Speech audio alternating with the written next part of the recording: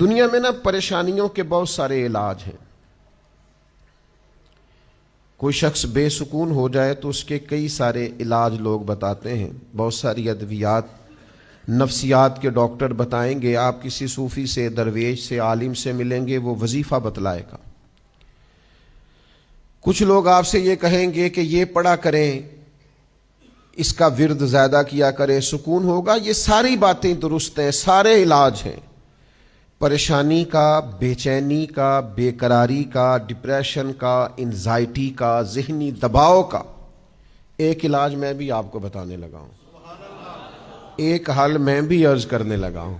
اور میں جو حل عرض کرنے لگا ہوں، میں بڑے تجربے کے بعد، بڑی غور و غوض کے بعد، کوئی جذباتی بات نہیں، کوئی خطیبانہ جملہ نہیں، کوئی کسی ادیب کا تراشا ہوا کلمہ نہیں، کوئی کسی شاعر کی بات نہیں، بڑی سمجھ کے ساتھ، بڑی غور کے ساتھ عرض کر رہا ہوں. جس کو بڑی ٹینشن رہتی ہو نا، انزائٹی ہوتی ہو، ذہنی دباؤ ہو، ڈپریشن ہو، بلا وجہ بے چین ہو، وہ میرے نبی پاک علیہ السلام کی شانیں بیان کیا کرے، حضور کی شانیں سنا کرے. نبی پاک کے جو فضائل ہیں نا قرآن پاک میں، وہ سنا کرے. آپ کو پتہ ہے خوشامد بری چیز ہے، لیکن اپنی تعریف سن کے بھی کبھی کبھی نا بندے کا دل، چلیں آپ اس کو تعریف نہ کہیں، وہ شاید ٹھیک نہیں ہوگا، حوصلہ افزائی کہہ لیں. اگر کوئی آپ کی حوصلہ افزائی کرے، کسی اچھے کام میں تعریف کرے تو دل ٹھنڈا ہوتا ہے نا.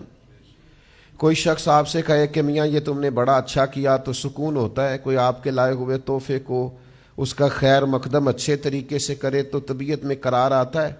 تو کوئی آپ کی تعریف کر دے، آپ کے والد کی تعریف کر دے، آپ کے قبیلے کی تعریف کر دے، آپ کے بچوں کی تعریف کر دے، آپ کے پڑھائے ہوئے شاگرد کی تعریف کر دے، آپ کی بنائی ہوئی عمارت کی تعریف کر دے، آپ کے کہے ہوئے شعر کی تعریف کر دے، کوئی بھی آپ سے وابستہ چیز کی تعریف کر دے، آپ کے کیے ہوئے کسی کام کی تعریف کر دے تو دل ٹھنڈا ہوتا ہے.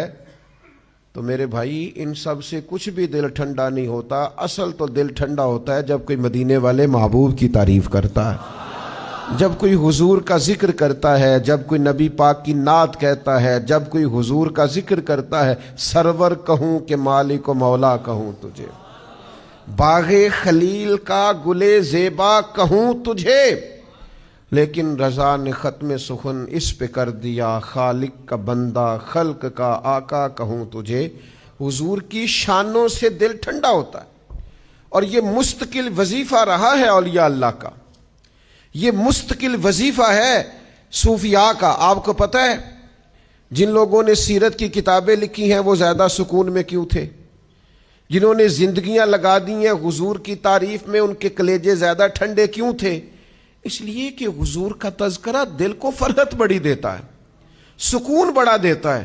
کسی اور کی بھی بندہ تعریف کرے تو لوگ کہتے ہیں اسے کوئی لالچ ہے، اور اگر بندہ حضور کی تعریف کرے تو اچھا، اس کا مزہ بڑا آتا ہے، اس کا لطف بڑا آتا ہے.